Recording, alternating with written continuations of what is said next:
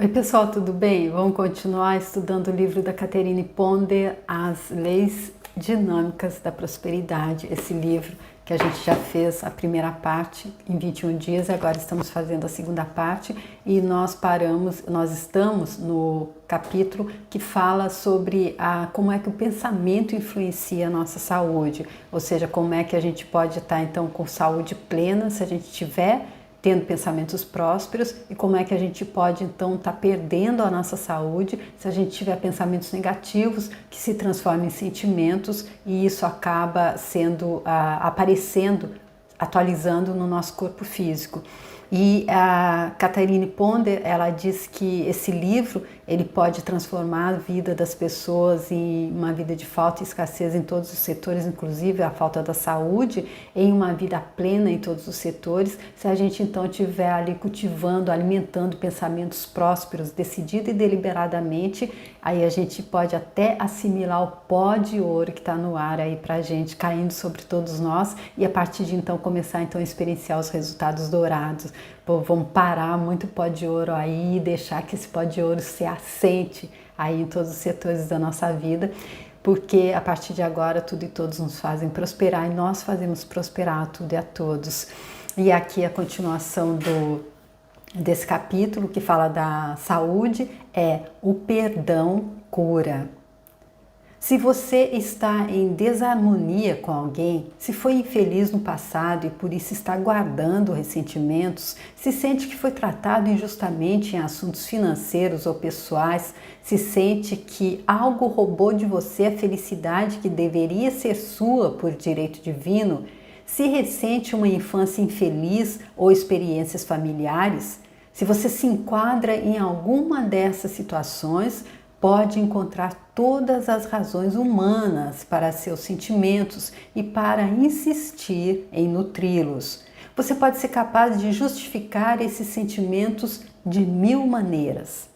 Porém, como o homem da história anterior e como a outra, você está ferindo principalmente a si mesmo fazendo isso. Ou seja, você está tomando veneno e esperando que o outro morra. Sua saúde, sua prosperidade e sua paz de espírito podem e serão destruídas caso você continue a sustentar emoções negativas. Ou seja, aquela frase lá que todo mundo diz na hora de prender alguém, tudo que você disser pode e será usado contra você. E aí você vai continuar falando, não. Aqui você não vai continuar cultivando o pensamento negativo, porque você não quer que esses pensamentos se transformem em sentimentos negativos, que o seu corpo físico adoeça, que você perca a sua saúde, que é o maior bem que a gente tem, entre perder outras coisas também, depois que você perde a saúde. Se nesse momento você está com uma saúde ruim, saiba que existe alguma coisa, alguém ou alguma lembrança que você precisa perdoar e liberar dos seus sentimentos para sempre. Talvez você não saiba conscientemente o que seja, mas sua mente, depósito das suas emoções, sentimentos e lembranças, sabe. Ela responderá com a liberação e a cura quando você der a si mesmo os tratamentos de perdão, como eu recomendo mais adiante neste capítulo. Filósofos e sábios de todas as épocas têm ressaltado que a saúde do homem é controlada pelas atitudes dele, tanto as para consigo mesmo quanto as com os outros. Hipócrates, médico grego do século V a.C., escreveu: o homem deveria saber que é do cérebro e só do cérebro que surgem nossos prazeres, nosso riso, nossas brincadeiras, assim como nossas tristezas, dores, mágoas e medos. Platão declarou: se deseja curar a cabeça e o corpo, você deve começar por curar a alma. Uau! Platão, sabedoria assim de bandeja. Se você deseja curar a cabeça e o corpo, você deve curar primeiro a alma. Davi alertou: deixa a ira e abandona o furor. Não te indignes de forma alguma para fazer o mal. O velho sábio Salomão certamente percebeu o poder do pensamento e do sentimento sobre a saúde quando aconselhou: o coração alegre aformoseia o rosto, mas pela dor do coração o espírito se abate. O coração do sábio instrui a boca e aumenta o ensino dos lábios. Luz dos olhos alegra o coração, a boa notícia fortalece os ossos. Talvez o melhor conselho psicossomático de Salomão seja este: o coração alegre é como o bom remédio, mas o espírito abatido seca até os ossos. Olha só, gente, o coração alegre é como o bom remédio. É como aquela música do Gilberto Gil, né? Tem que passar tudo tem que colher tudo que a gente plantou, mas tendo a alma e tendo o coração feliz, entendendo que a gente só fez, nos perdoando. A gente só plantou coisa ruim para colher porque a gente não entendia ainda, a nossa consciência foi aquilo que foi. Mas que a gente foi aquilo que a gente tinha consciência para criar naquele momento. Mas como é lei, se a gente plantou, a gente colhe, então, poxa, a gente se perdoa e a gente pede ajuda para plantar diferente. Evolução, isso se chama evolução. A felicidade cura. De fato, o espírito abatido, desanimado ou sujeito à tristeza geralmente tem uma reação física correspondente. Certa vez conheci uma criança que durante vários anos viveu uma situação doméstica cheia de brigas e censura. Essa criança sofreu uma doença após a outra. Depois de um tempo, a condição de vida dela mudou e ela foi colocada em uma atmosfera harmoniosa e tranquila. Imediatamente, as doenças dela arrefeceram e ela se tornou tão saudável que nunca mais contraiu nenhuma das enfermidades comuns à infância. Conheço também uma família que sabia do poder do pensamento para a saúde ou para a doença. Os pais concordaram em nunca falar de assuntos negativos diante das crianças. Nunca discutiam sobre doenças, carência, tempos difíceis ou problemas de qualquer tipo. Faziam questão de só conversar sobre assuntos felizes em casa. Essa família não sofria de doenças e todos se tornaram muito prósperos. Os filhos cresceram sempre saudáveis, desenvolveram estados mentais felizes, repletos de autoconfiança e todos se casaram bem. Hoje gozam vidas bem-sucedidas, assim como os pais. As estantes hoje em dia estão cheias de livros de especialistas sobre todos os aspectos das artes da cura, que apontam a importância das emoções felizes para um corpo saudável. E olha que importante que é ter essas emoções felizes quando a gente está crescendo. Olha, você que tem filhos, crianças em casa, olha que importante que é, se tiver que discutir uma coisa negativa, que não seja, não na frente das crianças, né? Assim, desse jeito, se a gente vem de um ninho onde as emoções que nós tivemos foram felizes, a gente fica muito mais alicerçado para continuar e ter uma vida feliz aqui, como ela disse, não é? Terapia para um problema feminino. Ouvimos falar de vários tipos de problemas que afligem as mulheres. Em quase todos os casos, a mulher com tais problemas também está passando por uma grande aflição emocional, sofrendo em segredo com conflitos em casa ou no trabalho, os quais ela sente que não pode discutir. Uma professora primária escreveu-me há pouco tempo sobre como os períodos menstruais dela pararam depois de que ela ficou irritada com a diretora da escola, que ela considerava uma tirana. Por meio da oração afirmativa, ela começou a sustentar o pensamento de que o amor divino e a justiça produziriam uma mudança. Enquanto isso, o médico dela não conseguia encontrar nenhuma razão física para os problemas, mas lhe deu injeções que ajudariam durante esse período de tensão. Em pouco tempo depois que a diretora foi transferida para outra escola, ela começou a relaxar e a gostar da escola de novo. Como resultado, os períodos menstruais voltaram ao normal. Uma dona de casa foi informada pelo médico que era infértil. Depois disso, iniciou prolongados tratamentos para induzir a concepção. Embora ela e o marido quisessem filhos há muito tempo, ela finalmente me confessou que temia a dor e o desconforto da gravidez, do trabalho de parto e do parto em si. Ela percebeu que o medo dela provavelmente tinha evitado a concepção. Quando investigaram as possibilidades de adotar um bebê, ela decidiu esperar por vários motivos. Pela primeira vez em anos, ela e o marido pararam de se aborrecer porque o lar era uma casa sem filhos.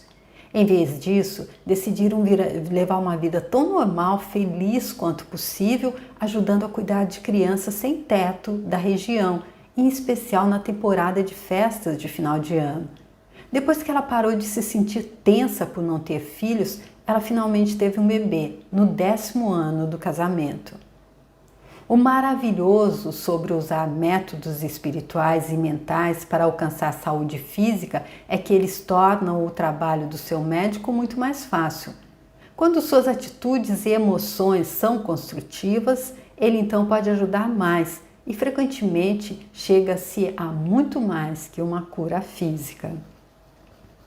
Olha que interessante, né, gente? Mas isso é quando o médico também entende isso, que é um médico que entende que é tudo holístico e que para tratar o sintoma a gente deve então detectar a causa. Ou seja, se a gente quer cortar uma erva daninha, não adianta cortar as folhas de cima que ela vai continuar ali, tem que arrancar pela raiz. O primeiro passo na cura. Jesus ressaltou que o perdão é a fundação da cura. Ele aconselhou ao paralítico: Filho, perdoados estão os teus pecados. A ti te digo, levanta-te, toma teu leito e vai para a tua casa. O maior de todos os curadores também ressaltou no Sermão da Montanha como é necessário reconciliar-se com quem estiver em desarmonia, caso esperemos que nossos esforços frutifiquem. Cada um de nós devia usar o método do perdão todos os dias para nos reconciliarmos e nos harmonizarmos com os outros. Assim, atrairemos cura física, mental, emocional e espiritual. Em vez de analisar seus problemas de saúde sob uma perspectiva psicossomática, em vez de sondar as razões emocionais e mentais dos diversos problemas de saúde, finanças ou relações humanas em sua vida, declare: eu perdoo total e livremente, eu libero e deixo ir, eu permito que o amor divino realize o trabalho perfeito dele em mim, por meio de mim e por mim. Deixo o amor divino realizar o trabalho dele perfeito nas minhas atividades conscientes, subconscientes e superconscientes, da minha mente, do meu corpo e dos meus assuntos pessoais. Eu agradeço porque a paz, a saúde, a harmonia e a felicidade agora reinam supremas em mim e em meu mundo. Vale a pena anotar esse decreto dela, super forte, porque às vezes a gente pensa que a gente não consegue, né, sozinho. Mas aquilo que ele ou ela me fez é tão forte assim que não é possível perdoar. Aí a gente usa os decretos, gente, mas há que se usar, que aí Deus vê, ele está entendendo, está pedindo uma ajuda, eu vou ajudar. Conheço 2 casos diferentes de jovens mulheres que se viram afligidas por paralisia depois de sofrerem intensa mágoa com relação aos ex-maridos. Em ambos os casos, essas jovens essas jovens mulheres recuperaram a mobilidade dos membros depois de começarem a praticar o perdão. Perdoar não significa se desfazer em mesuras para aqueles que você sente que lhe fizeram mal. Você não precisa fazer contato com os envolvidos a menos que surja uma ocasião que exija isso. Em vez disso, quando você perdoar o seu ressentimento deles, saiba que sentirão o seu perdão emocional e mental, liberando qualquer animosidade com relação a você. Esse é um processo simples, pessoal, que limpa a alma e cura o corpo. Eu já tinha ouvido falar isso referente a qualquer coisa que Jesus Cristo disse, que não há necessidade de, porque você perdoou, ficar vivendo, indo visitar a pessoa, chamando ela para sua casa, mas há necessidade sim que se perdoar, que seja genuíno, e cada vez que a mente trouxer aquilo que ela te fez de novo, não, eu já perdoei, com certeza eu perdoei. Depois que começar a afirmar o perdão todos os dias, se você começar a pensar sobre pessoas e situações do passado que lhe foram desagradáveis, não se preocupe. Não fique imaginando porque elas voltaram ao seu pensamento. Apenas saiba que elas estão recebendo inconscientemente seu perdão. Continue a afirmá-lo para elas e no devido tempo tudo se tornará tranquilo e calmo. Quando conseguir uma sensação de paz, saiba que o processo de perdão realizou a obra perfeita dele, libertando-o de qualquer pensamento de inimizade. Quando pensar novamente na pessoa ou experiência em questão, será com paz de espírito.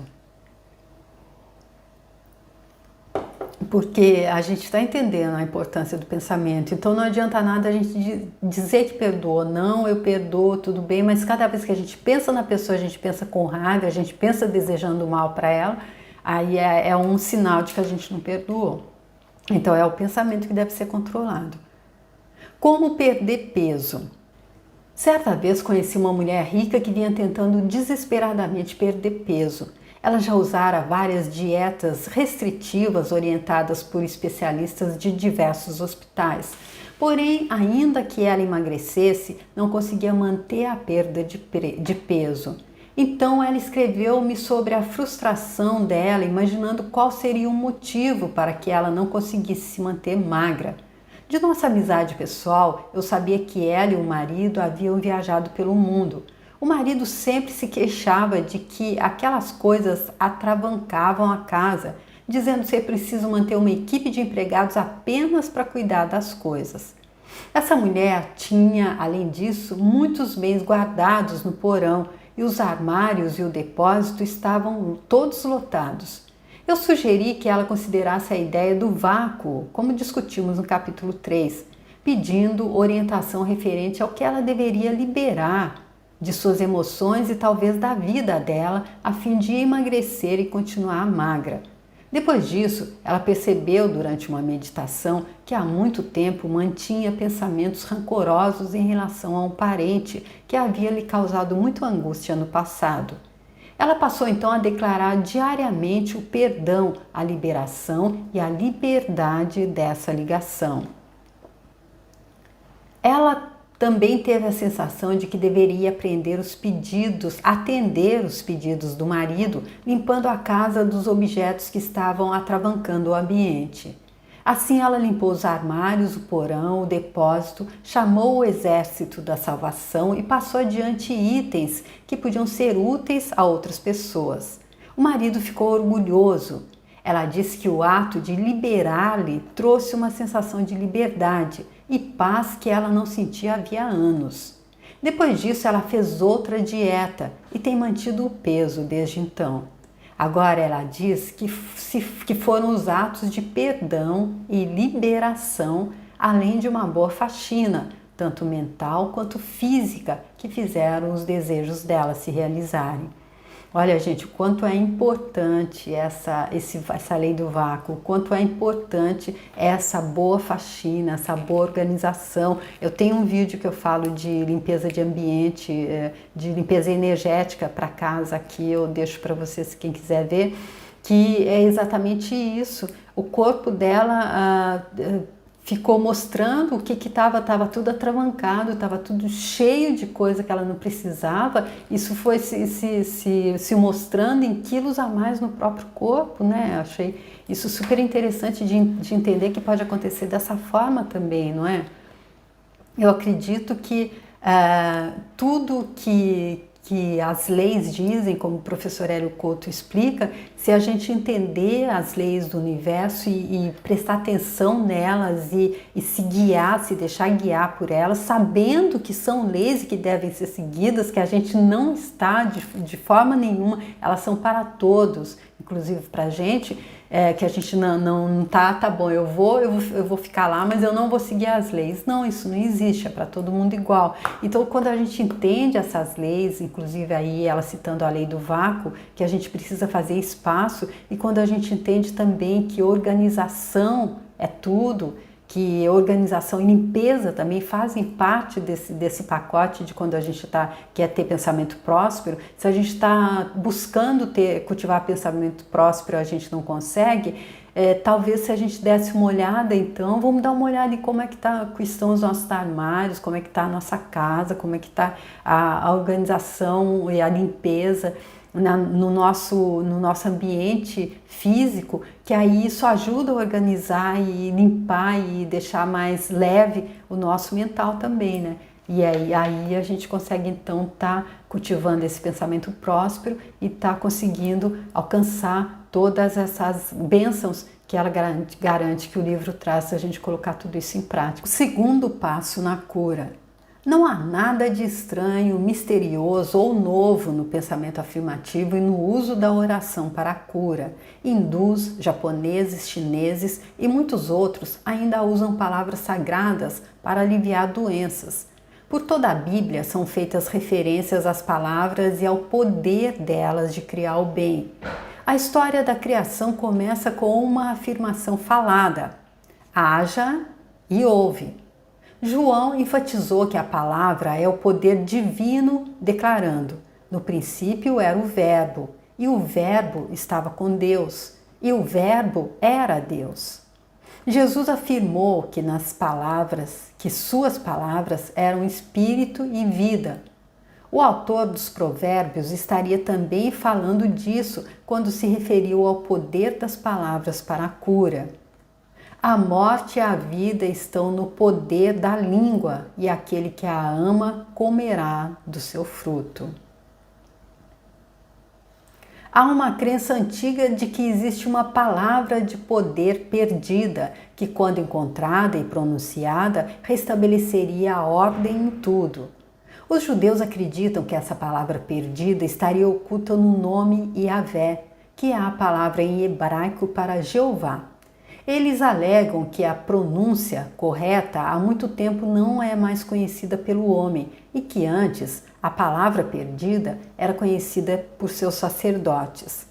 Quando usada de forma correta, ela faria que o poder de Deus se tornasse manifesto, de forma que imensas realizações seriam conseguidas rapidamente. Qualquer palavra ou frase que forneça paz e satisfação, fazendo surgir uma resposta positiva e harmoniosa nos pensamentos e sentimentos da pessoa, é equivalente à palavra perdida que os judeus procuram. Essa palavra pode ser trazida à vida por meio de atitudes construtivas e de orações afirmativas. Uma adolescente aprendendo sobre o poder das palavras para produzir resultados positivos decidiu testá-lo com um resfriado que sentiu estar se aproximando. Declarou repetidas vezes: Deus é a minha saúde, eu não posso ficar doente. Deus é a minha força infalível, rápida. Aquele resfriado jamais se materializou. Jeová disse a Moisés para se concentrar na frase "Eu sou o que sou", para que ele ganhasse poder espiritual e sabedoria para conduzir os filhos de Israel à liberdade da escravidão egípcia. A palavra de poder perdida pôde ser vivificada pela concentração no nome de Jesus Cristo, que falou sobre o grande poder de orar em nome dele.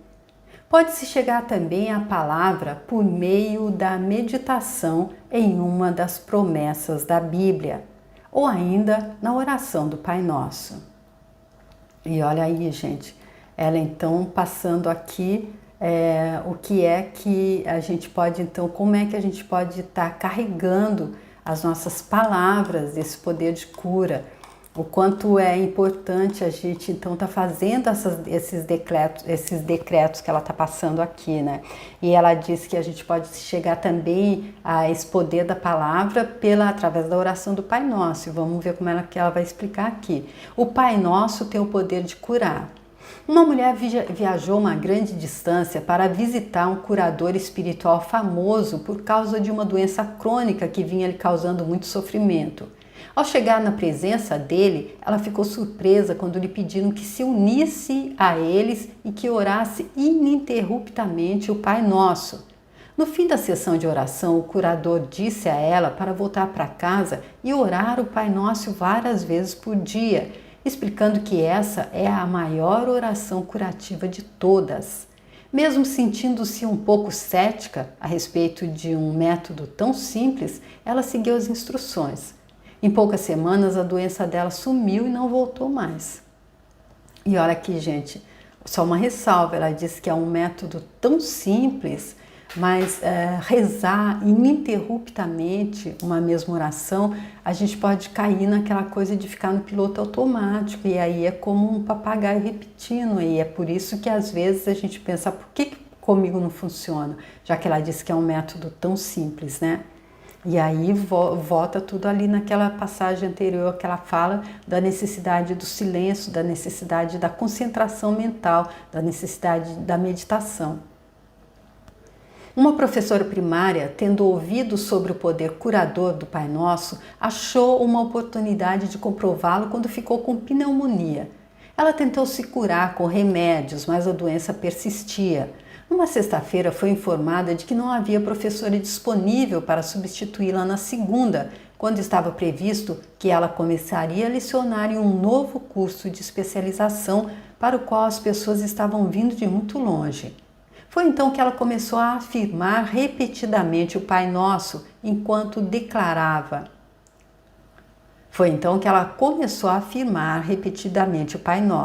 Enquanto declarava o Pai Nosso, a febre sumiu e ela se sentiu mais forte. Ela continuou afirmando o Pai Nosso por todo o fim de semana e então conseguiu lecionar na segunda-feira como estava previsto. O vigor dela voltou. O Pai Nosso é um poderoso tratamento de cura, porque é basicamente uma série de afirmações fortes e poderosas em que se reclama o poder, a substância, a orientação e a bondade de Deus. A afirmação não é apenas uma arte antiga, mas também uma técnica moderna e científica de cura. Hoje, cientistas dizem que o corpo e o universo estão repletos de inteligência inata. Ao tomar uma sequência de palavras positivas e declará-la repetidamente, o homem se torna consciente da inteligência divina inata dele, sempre ativa nas funções subconscientes do corpo. Assim, essa inteligência acentua cada vez mais o poder dela de responder com resultados positivos, tanto conscientes quanto subconscientes. O corpo e os possíveis problemas físicos que tenhamos são servos obedientes da mente, sendo moldados por nossos pensamentos e palavras. Quando os pensamentos, são edificantes, revigoram também nosso mundo físico. Olha, gente, aqui então um resumo de tudo que ela vem dizendo aí nesse capítulo da saúde. O corpo e os possíveis problemas físicos que tenhamos são servos obedientes da mente. Ou seja, o que a gente está pensando? Me diz como é que está a sua saúde, me diz como é que você está pensando, eu te direi como é que está a sua saúde agora, como é que vai ficar daqui a pouco. Está tomando veneno esperando que outro morra? Está cultivando pensamento negativo? O corpo físico, ele vai somatizar isso. Ele é um servo obediente da mente. E ele é moldado pelos nossos pensamentos e também pelas nossas palavras. Ela está falando aqui da palavra também. O que sai da boca faz também muita diferença naquilo que a gente cria no nosso dia a dia. Eu tenho também um vídeo sobre isso, falando de palavras mágicas também. Tem um vídeo da professora Lucelena que ela fala de palavras beijo. São aquelas palavrinhas mágicas, por favor, obrigado. Palavras, elogios, palavras elogiosas, como ela já disse anteriormente, elogios que vão impulsionar a pessoa a fazer alguma coisa que talvez ela falte um pouquinho só, ela está com um pouquinho de insegurança. Se a gente diz uma palavra elogiosa, genuína, verdadeira, isso pode ajudá-la, isso a impulsiona. Então são palavras, como a professora Lucena disse, achei super interessante essa definição, palavras beijo. Vamos começar a distribuir beijo para todo mundo, metralhar todo mundo com amor e beijar todo mundo com palavras, tá bom?